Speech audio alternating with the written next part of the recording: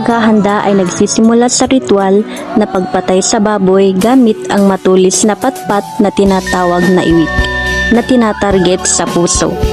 Pagkatapos, sinusunog ito para matanggal ang buhok, hugasan at hatiin sa malalaking piraso. Inilalagay ang mga pirasong ito sa damong tinatawag na apay na inayos ayon sa tradisyonal na paraan. Ang karne ay niluluto sa malaking kalderong tanso na tinatawag na paryok ng walang asin. Paniniwala kasi na maaapektuhan ang lasa nito dahil sa mga reaksyong kemikal kung maglalagay ng asin. Pagluto na, inalis ang karne at hiniwa sa mas maliliit na piraso.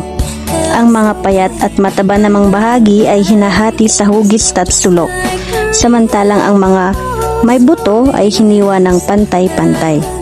Pagkatapos, inihahanda ang mga pirasong ito para ipamahagi ayon sa mga kaugalian.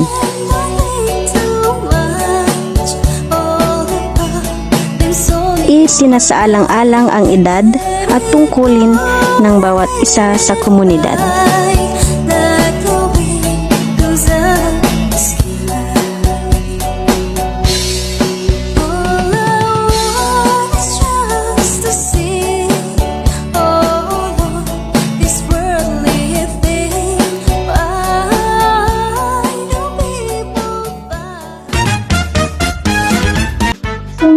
Ba kayong malaman about sa Timplan ni Cordillera?